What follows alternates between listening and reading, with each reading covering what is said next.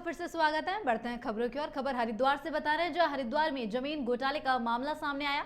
धामी सरकार इस पर बड़ी कार्रवाई की है। 2 आईएएस और एक पीसीएस अफसर समेत 12 लोगों को सस्पेंड कर दिया गया है। ये कार्रवाई 15 करोड़ की जमीन को 54 करोड़ में खरीदने के मामले में हुई है। हरिद्वार नगर निगम ने एक बेकार जमीन को बहुत ज्यादा दाम में खरीदा था।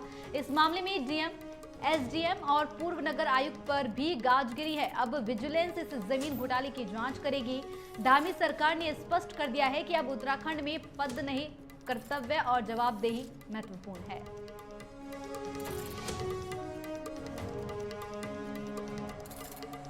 और बता दें कि जमीन घोटाले को लेकर 2 आईएएस और एक पीसीएस सहित 12 लोगों पर गिरी गाज। बता दें 12 लोगों को सस्पेंड कर दिया गया है। सस्ती कृषि भूमि को 54 करोड़ में बेचने का मामला है। तो वहीं अब धामी सरकार भी इस मामले को लेकर के सख्त नजर आ रही है। हरिद्वार जमीन घोटाले पर धामी सरकार की बड़ी कार्रवाई जो है देहरादून में देखने को मिली, जहां डीएम सहित कई आईएएस और पीसीएस को किया सस्पेंड।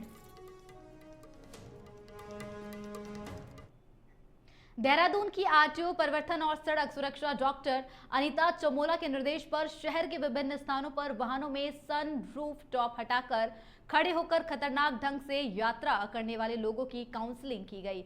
इस पर डॉक्टर अनीता चमोला ने कहा कि मोटर व्हीकल एक्ट के तहत इस तरह यात्रा खतरनाक ड्राइविंग में आती है, जिस पर भविष्य में लोगों का चालान किया जाएगा। साथ ही उन्होंने कहा कि इसकी जागरूकता के लिए हम कॉलेज के छात्र और आमजन से इच्छुक लोगों को सड़क पर सुरक्षा मित्र नामित करने जा रहे हैं, जो सनरूफ टॉप से बाहर निकलकर यात्रा कर रहे लोगों की वीडियो बनाकर हमें भेजेंगे, जिसके बाद उनके खिलाफ कार्रवाई की जाएगी।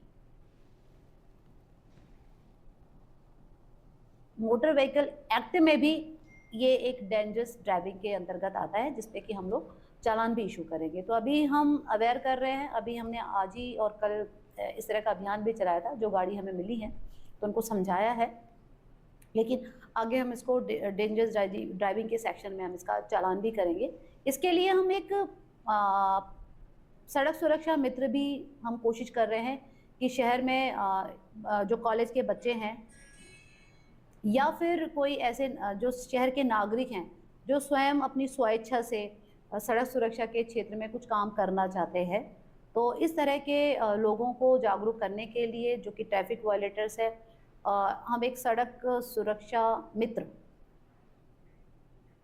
प्रदेश के कुमाऊं मंडल विकास निगम और गढ़वाल मंडल विकास निगम को एकीकृत करने को लेकर लंबे समय से कवायद चल रही है। दोनों निगमों के एकीकरण को लेकर सरकार को विरोध प्रदर्शन का सामना भी करना पड़ रहा है, लेकिन अब एक बार फिर दोनों निगमों के एकीकरण को लेकर पर्यटन मंत्री सतपाल महाराज ने स्थिति स्पष्ट करते हुए कहा कि राज्य सरकार इस दिशा में काम कर रही है और हम सभी के सहयोग की अपील करते हैं। साथ ही उन्होंने कहा कि अक्सर देखने में आता है कि जो पर्यटन कुमाऊं मंडल से गढ़वाल मंडल निगम इस क्षेत्रों में अपनी व्यवस्था बनाने की बात करते हैं तो उनकी समस्या का समाधान नहीं हो पाता, लेकिन दोनों निगमों के एकीकरण से इस समस्या का समाधान भी निकलेगा।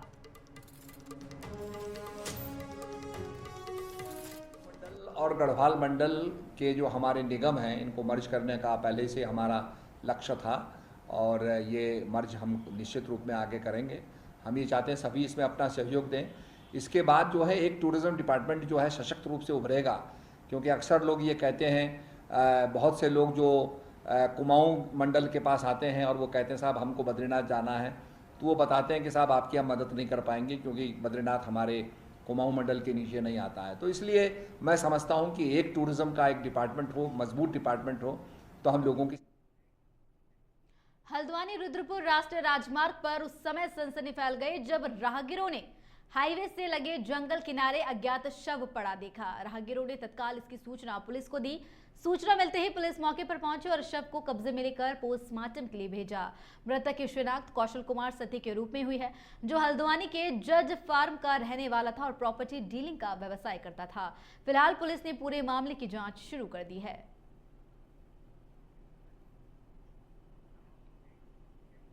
उत्तराखंड के रामनगर वन प्रभाग तराई पश्चिमी में आने वाले तराई पश्चिमी क्षेत्र के फाटो पर्यटन जोन में अवैध रूप से जिप्सियों के प्रवेश को लेकर एक बार फिर से बड़ा विवाद हो गया है।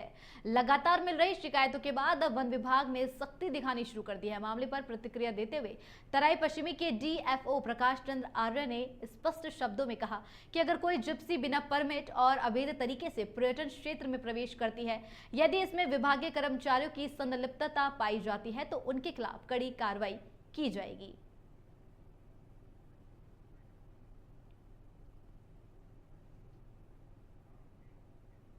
तो खबरों में फिलहाल के लिए इतना ही। मुझे दीजिए इजाजत। वंदे भारतम।